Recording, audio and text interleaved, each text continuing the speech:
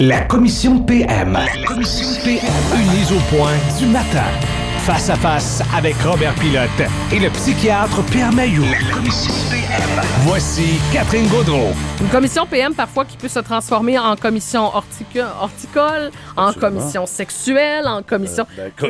Chronique culinaire. Aussi, également. Aujourd'hui, bonjour tout le monde. Salut Robert. Pierre, bonjour Dr. Mailloux. Catherine. Bon matin. Bon matin, gros. Parce que, bon, hier, on a eu un cadeau pour faire un suivi d'histoire. Pierre nous a amené du concombre et de la tomate. Et puis, j'ai essayé le concombre hier. Okay. Alors, chronique culinaire maintenant. D'abord, le concombre était énorme. Oui, le tien particulièrement. Il était vraiment 12 très, pouces. très gros. Alors, c'est celui-là que j'ai décidé de manger en premier avant qu'il ne rentre plus dans le frigo. Je sais pas si ça continue de grossir quand c'est plus sur le plan. Donc, j'ai décidé de m'en couper de belles tranches sans l'éplucher. Bon, alors, ici, je peux vous dire qu'à l'intérieur, tu sais, je me posais la question s'il y avait des noyaux hier. Là, oui, il y a des noyaux. Oui. À peu près gros comme des olives. OK? Juste manger un noyau, t'as plus faim. Une rondelle, t'es blé. Alors, la réflexion que je me faisais avec le jardin de Pierre Mailloux, là, qui dit qu'il nourrit ses concombres avec des déjections de lombric, là, de la merde de vers de terre, en bon français, je pense qu'il devrait les décrocher d'après le plan 2 semaines auparavant. Moi, un deal pickle, ça sera correct. OK. On est loin de ça, là. C'est du mastodonte de concombre. Là, ça n'a pas d'allure. Mais par contre, au niveau de la tomate, Dr. Mailloux, ce sont les meilleures tomates que j'ai mangées. Hier, c'était mon dîner et la tomate, vous l'avez. Au niveau du concombre, il y aurait peut-être un petit travail à refaire. C'est le lombric. Tu as remarqué que la tomate ressemble non pas à un lombric, mais à un boa constrictor. T'as pas mes courges encore. Moi, j'ai pas hâte de voir les courges. Je pense qu'on est dans le village de Lilliput. Qu'avez-vous à dire pour vous défendre, Dr. Mailloux? Lilliputien de votre état. Les graines ne sont pas en grosseur nécessairement avec la grosseur du cocon. Non? Non. OK. Ce sont des graines normales. Ah bon? Elles sont tendres, Robert, comme tu as remarqué. Alors, tu as exagéré le... Maintenant, il y a des personnes qui n'aiment pas les graines d'un cocon. Et il y en a d'autres que ça ne dérange pas. Il y a ça. J'en suis. OK. Mais, Robert, sois sans crainte, je vais t'emmener des juvéniles. Oui, absolument. J'aimerais quand même, pour faire la comparaison entre les deux. Pour ce qui est de la tomate, j'ai pensé du goût de mes cocombres libanais. Écoute, je suis pas allé jusque-là parce que mes pensées ont été omnubilées par, le gigantisme du noyau. Au niveau du goût, ça fait un job. Je vais te revenir demain avec le goût, mais ça goûtait le lombric. Alors, le lombric, c'est un ver de terre. Oui. Il y en a 3 sortes. Il y a des petits, des moyens et des gros. Et chaque grosseur de variété de lombric, de ver de terre, a son rôle. Les plus petits digèrent le fumier, la matière organique. Ouais. Les moyens, je ne sais pas trop qu'est-ce qu'ils font. Puis les gros sont fouisseurs. Je pense qu'ils encouragent les autres. Oui, je pense que oui. Ils sont dans les estrades puis applaudissent. Mais là, on a su ce matin que vous aviez des poiriers aussi. Vous aviez parti ça. Ça, c'est bon. Alors, ça. comment faut pas le dire? Ah, OK, ben là, vous l'avez dit. Ça, c'est mon fruit préféré. Oui, bon. Oui. Alors, le poirier. avenir des poires. Bon. Oui. Alors, y a-t-il un avenir pour les poiriers à Trois-Rivières? Oui. Je pense que oui. Le réchauffement de la planète est à exploiter. Alors, si c'est vrai on va traverser une période d'été plus chaude, mais pourquoi pas s'adapter au plus maudit? Absolument. Quand des ananas. Ah, oui. Non, mais sans aller dans l'ananas, les poires sont un fruit extraordinaire. Dossier un petit peu plus sérieux. Il y a plusieurs dossiers d'actualité. À chaque matin, je vais vous demander ce qui vous allume. La nouvelle qui vous allume le plus, qui retient votre attention. Robert, j'ai une petite idée de où tu t'en vas. Tu fais référence à ce qui s'est passé hier chez nous. Ben écoute, je me suis transformé hier en reporter volant. Ouais. Un enfant porté disparu. Ça me touche. Ben, puis là, c'est dans mon coin de pays. Fait que je m'en vais là. Je vais aller sur le terrain, puis je vais alimenter la gang aux nouvelles, puis je vais prendre des photos, puis je vais peut-être contribuer à diffuser l'image du petit garçon pour qu'on le retrouve au plus sacrant, le plus rapidement possible. Et là, je suis là. Je partage un peu l'inquiétude. C'est palpable, l'inquiétude sur le terrain quand un enfant de 7-8 ans est porté disparu. On fait quelques entrevues, prend des photos et tout ça. Réflexion à la fin, OK? Est-ce qu'on a été alarmiste? Est-ce que les parents ont été alarmistes? 2 aspects là-dedans. Puis j'ai parlé avec un porte-parole de la Sûreté du Québec. Bon, la mère, est-ce qu'elle a bien fait d'appeler les policiers? Moi, je pense que oui. Elle ne sait pas où est son enfant. Non, ça fait quelques heures qu'il est disparu. les policiers ont bien fait de déclencher des recherches le plus rapidement possible. Sauf que les médias écoutaient les radios de police. Et qu'est-ce qu'ont fait les médias en écoutant les radios de police? Un enfant est porté disparu. Ils ont sauté sur le téléphone, tweet, les réseaux sociaux, puis Facebook et tout ça. Un enfant, 8 ans, porté disparu, basic, machin truc. Et là, qu'est-ce qui s'est passé? Je pense que là, écoute, va voir sur notre Facebook. On a eu un 500 000, sais-tu, 500 000 vues partagées de la photo du petit garçon sur notre Facebook. Donc, à notre époque, là, la réflexion que je faisais, Pierre, puis Pierre pourrait le bonifier aussi, à notre époque, on était 7, nous autres, chez nous. On partait le matin de bonne heure avec notre sandwich aux bananes, puis on venait peut-être des fois pour dîner, puis peut-être pas, puis souvent, on venait à 4-5 heures le soir, puis c'est ma mère qui nous collait depuis la galerie. « Ah, rentrez! Oui, bon, c'était comme ça que ça se passait. Là, ici, il y a le signal d'alarme qui a été sonné très rapidement, parce qu'il y a des similitudes avec l'histoire de Cédrica Provencher. Probablement qu'on est un peu plus sensible là-dessus. Mais l'intervention des médias, puis j'en fais partie. Oui, on s'exclut pas de ça. Non, puis tout de suite, c'est peut-être moi aussi qui est un peu trop parti en peur, parce que j'ai trop en mémoire aussi l'histoire de Cédrica Provencher et du vélo qui a été retrouvé autour de 3 heures hier après-midi. À peu près. Docteur Mailloux, votre opinion là-dessus? Est-ce qu'on s'alarme trop vite? Non, mais attends un petit peu. Je n'ai pas suivi l'histoire de près. Qu'est-ce qui est arrivé? Il était où, le petit garçon? Il était parti se baigner avec des amis.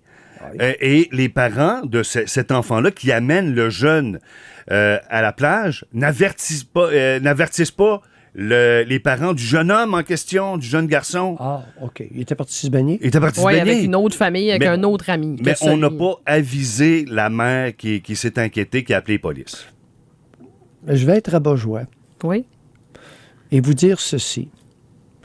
Il y a énormément de parents au Québec qui ne surveillent pas leurs enfants. J'en profite pour le dénoncer.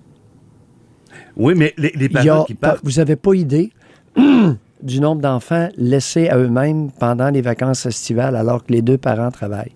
Des enfants de 7, 8, 9 et 10 ans. Oui, mais elle a quand même prévenu les policiers, Pierre. Non, c'est pas ça qu'elle point.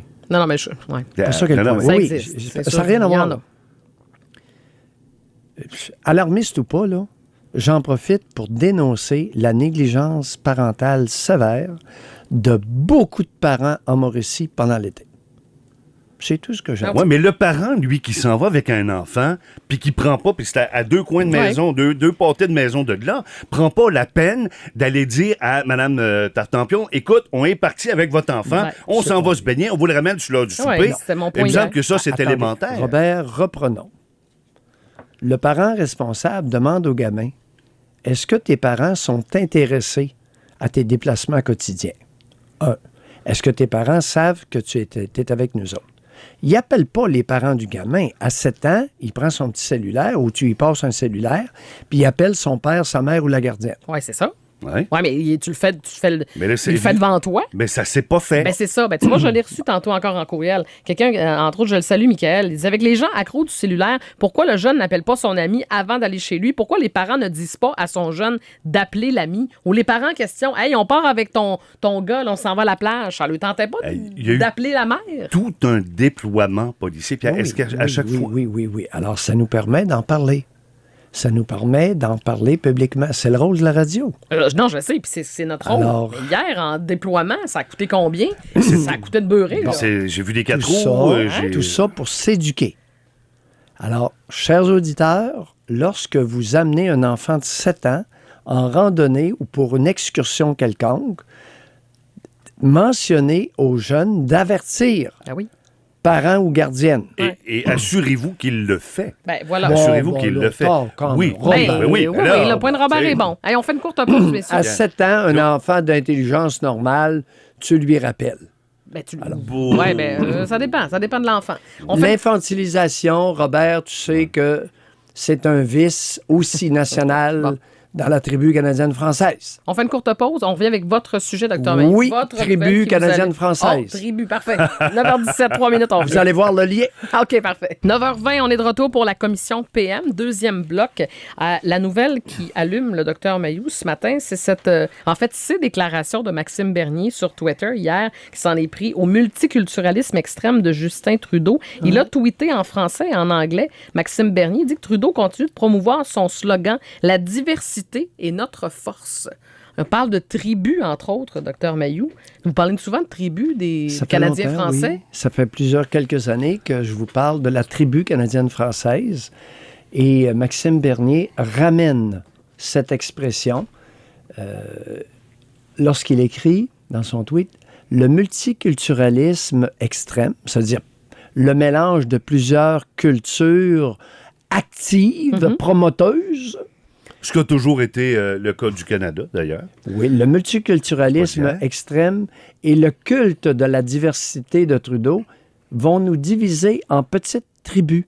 Pense pas, moi. Pense pas. Non, Maxime a raison. Non, mais c'est l'unité dans la diversité. Non. Va à Toronto, là. Tu vas voir qu'il y a le temple sikh, puis il y a la mosquée, puis il y a la synagogue, puis Toronto, mais Vancouver aussi. Va visiter Toronto, tu dis « Oh! » Mais tu sais, c'est simple. Le Québec, puis le Canada, puis les États-Unis, ça s'est bâti comment, vous pensez? Ça s'est bâti comme ça, avec le multiculturalisme, l'apport de culture venue de tous les horizons du monde entier pour bâtir ce qui est devenu l'Amérique, Robert, avec la contribution des Autochtones. Respectueusement dit, j'ai l'impression que tu n'as pas compris le propos de Maxime Bernier. Non, mais qu'est-ce qu'il veut dire? Mais selon toi, Pierre, on le voit, explique-nous-le. Alors, non, mais explique-nous-le. Qu'est-ce qui... Attends. Robert, les nerfs, c'est moi qui est supposé être nerveux. Toi, t'es calme.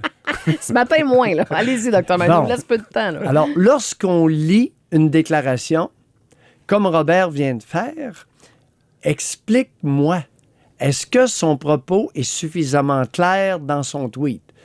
Non. Bon. Est-ce qu'il peut être interprété? Oui.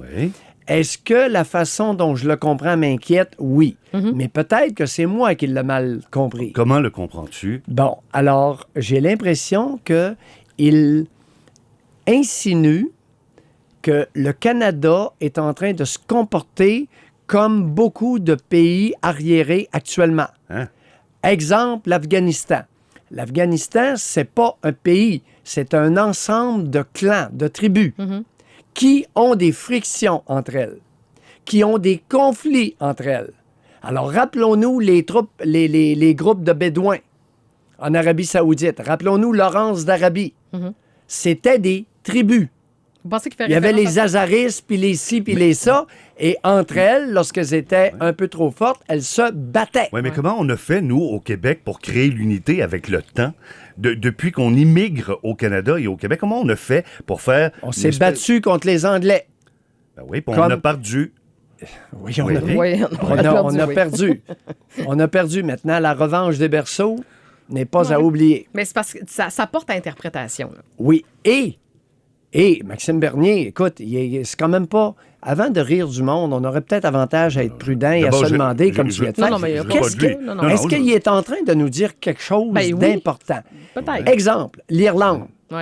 La querelle des protestants et des catholiques, qui est toujours présente. Ils saillissent, ils sont pas capables de se sentir. Facile en politique d'instrumentaliser la peur des autres, Pierre. Facile. Pour être capable de merci, merci, Maxime Bernier, de lever un drapeau porteur de réflexion. Bon, le drapeau, là, on peut le lever. Hier, on est allé par note ou par lettre. Succès, échec. Là, ce matin, est-ce qu'on revient à nos notes? On peut revenir avec des notes. Non, pas de notes à matin. Robert échoue. Abstent. Non.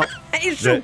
Il échoue. Échec, Robert. Il échoue. Parce qu'il m'a demandé d'expliquer la pensée de Maxime Bernier. Alors que, comme animateur, Robert, tu l'appelles et tu lui demandes ce qu'il veut dire. Il est exclu de l'Académie, suspendu jusqu'à nouvel ordre. On remet ça demain. Dans le bureau du directeur, tout de suite, Pierre Maillot. Messieurs, c'est terminé. Bonsoir. On vous retrouve dans quelques minutes, Dr. Mayou, Robert, à 11h. Nous, on vous retrouve demain matin. Merci à Serge, Raphaël, Amélie Saint-Yves. Bonne journée sur les ondes du 106.9. Demain, 5h30. Bye.